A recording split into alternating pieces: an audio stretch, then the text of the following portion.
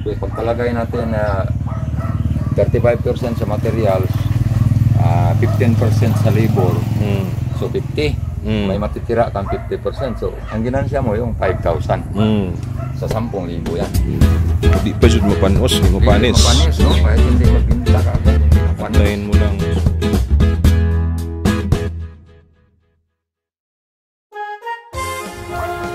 What's up mga Bisaya? Maayong hapon sa inyo ang tanan. Sunday uli ngayon. Wala tayong pasok kagabi and every Sunday nakaugalian na natin na mag gardening. So today, continuation ito ng ginawa nating garden soil project. Last month nag-compose kami ng organic components para makita natin at ma-demonstrate kung ano ang itsura ng mga bagay kung gawin natin compost. So 30 days after, i-uncover natin para makita nyo anong resulta. So tara!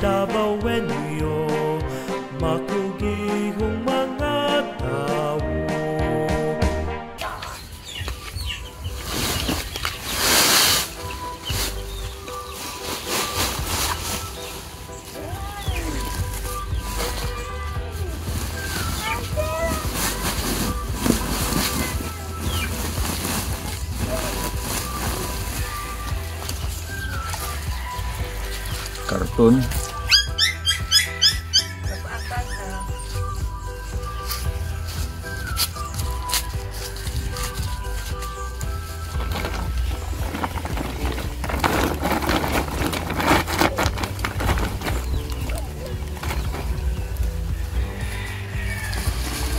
Mga dahon ng halaman sa pagpupruning kahit anong klase ng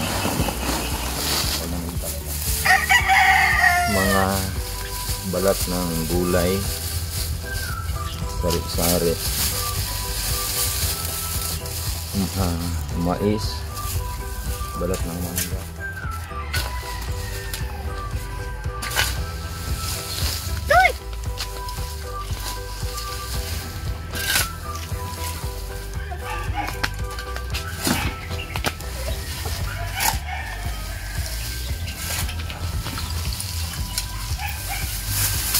Silo pa yun ilagay sa ako.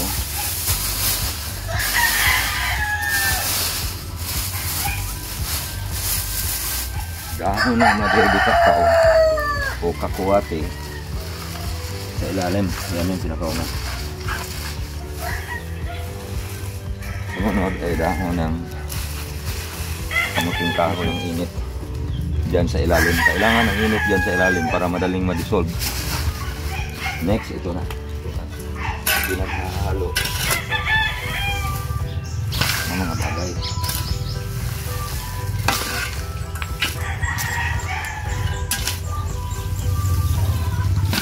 Ingatan lang na walang mahalo na bato o di kaya cellophane o botilya na biak.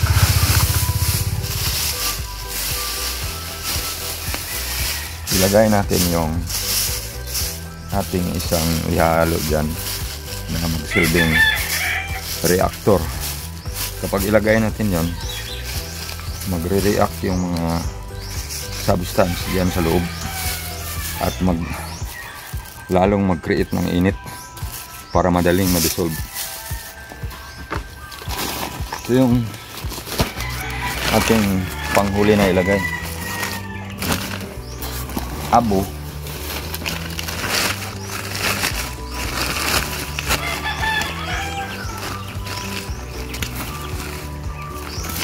Abo na nanggaling sa mga dirty kitchen. Mahalaga rin ito bilang reactor. Halo natin sa tubig, sambal ng tubig.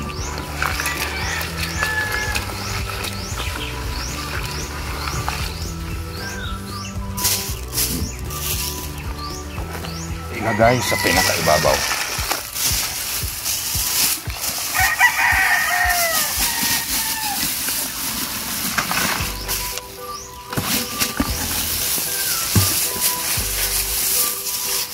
Pagkatapos isarado. kalian.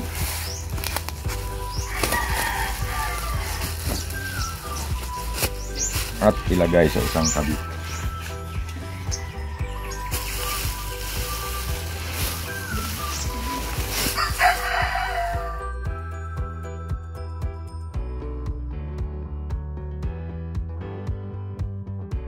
So every week gumagawa kami ng about 15 to 20 sacks of garden soil na binebenta namin for 100 to 120 pesos per sack. So naubusan kami ng supply, no? This week naubos na. So ngayon gagawa ulit kami ng supply para ibenta naman for this week. So today magko-compose ulit tayo ng lupa, no? Medyo special ang lupa natin ngayon kasi sabi ko nga ihahalo natin yung kinompost natin na organic compound from last month. Ipapakita natin sa inyo kung ano na ang resulta niya after 30 days. Pero bago yon, ipakita muna natin mga components ng garden soil na gagawin natin ngayon. Ito, topsoil, no? Ito pa lang mataba na, no? Nakita mo. Next component, rice hull and in action, live pa, oh. Kita mo parang bulkan, sinusunog para maging maitim, and kung maitim kasi mabilis ma-absorb ng lupa na ihalo natin, and pesticide na siya, it would serve as a pesticide at the same time. Ito naman, green ang kulay nito. Green na green ang kulay nito. So 30 days after, ito na yung resulta, oh. Dissolved na. Naging putik siya. Naging putik. Maitim na maitim. So, gusto ito yung composition na pa?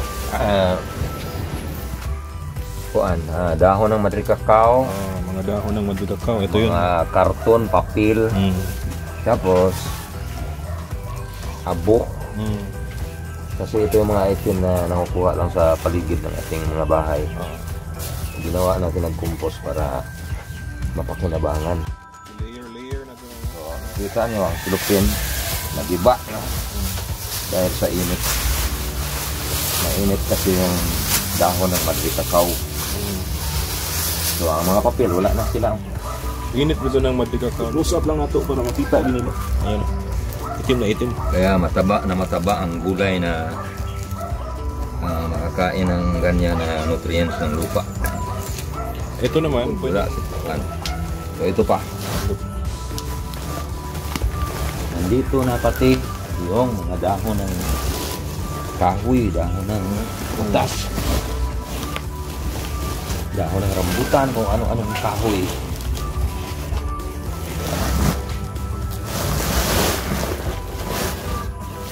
Kasama. Yan na. Ito na lahat. So i-mix pa natin yan. So ihalo natin tanan. Pagka-mix natin yan, idaan sa screening ayagan. Yun, pakita natin. So yung mga tibugol diha, mga buo-buo. Oh, madiskarga na. Madiskarga yan. So tapos may ibang gamit rin yan para sa luya. Luya na.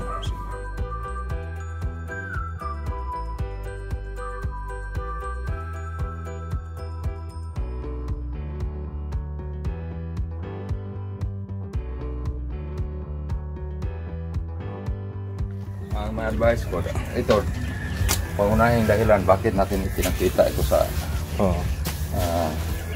media. Para mapag-aralan at saka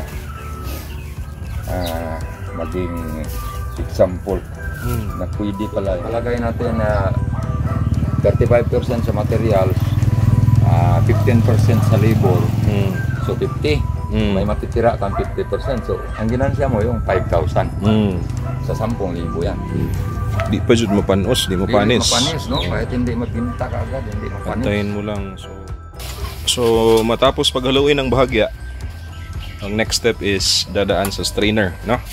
Ayagan or strainer para pure na mixture ang gagawin. Maksako ang makapalahan ko. Yan.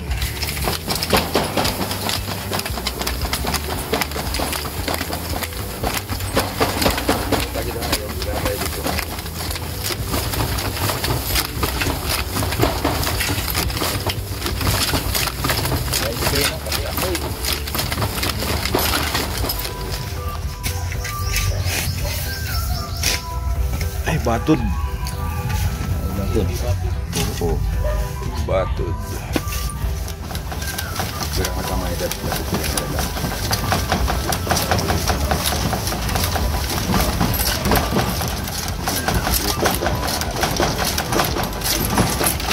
Kan milabay ba kanang kita. So unsay gamit ani? Kining sobra. Para sa project na pagtatanim ng luya. Ito gagamitin natin. Oo, haluan lang yan ng rice hull Ah, para luluwag yung lupa. luya. Oh, luya ang itanim natin dyan. Tira ka pa. Tira, mas wako. So, ito na guys, ang resulta after mga 30 minutes, no? Oh, mga 30 siguro. After 30 minutes, natapos na nating i-ayag. Oh. Kasi Tagalog ng ayag. Sa laid. Screening. Natapos nating i-screen. Ito na yung resulta. Mabilis lang naman. So, hard labor lang talaga ang puhunan dito. So, after nito, Trabaho lang talaga.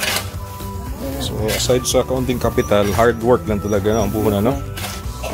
Sipag, pagyasa. Ganun na yan. After nito, customer na lang nalapit. Kailangan gumawa tayo ng paraan. Para-paraan lang kasi yan.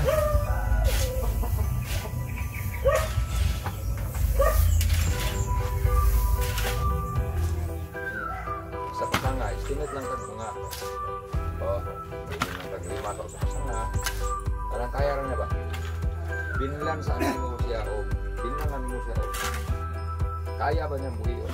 Para sa mga patuyang na ba niya bunga? 15 ka bunga na?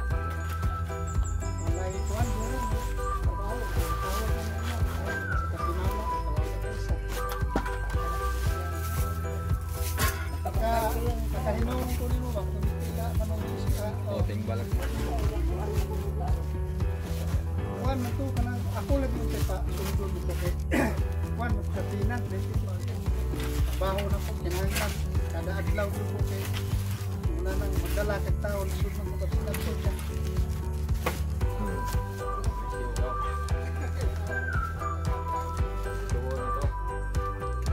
Siya may nakapita. Siya may nakabilisyo.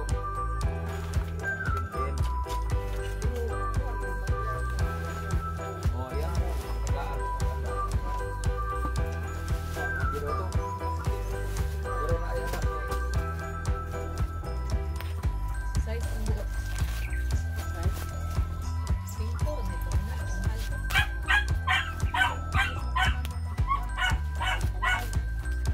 alto. At sila dito kabuuan yung taong lockdown. Uy!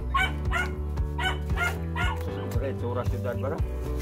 Murag ghost town.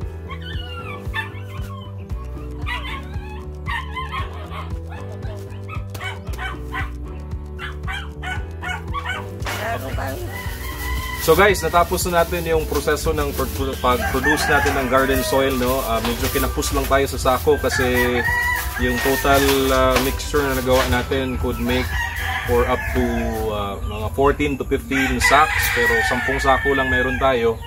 Isasaking na lang natin bukas. So tip lang para sa mga gustong gawin itong negosyo, no? So 10 sako nagawa natin, magkano ang nagastos natin? Sa lupa, almost 150 pesos. Tapos rice hull, 50 pesos. Sodas, 50 pesos. And then sako, tag 6 pesos ang isa. So 10, magkano? Mga 310, no? Total, 310 pesos ang magiging expenses, no? Puhunan. Una natin yun. So, ibig sabihin, mayroon tayong 690 pesos na Tubo. maliwanag na finansya. Hindi pa kasali yung sobra, no? Hindi natin Mayroon nasaki. almost mga 4 siguro yung natira ng finansya. At saka na ipakita natin yung quality ng ating garden soil. 100% assurance, tataba ang itatanim nating gulay. Mataba na, hindi kasing taba ng tanim na ginagamitan ng synthetic fertilizer.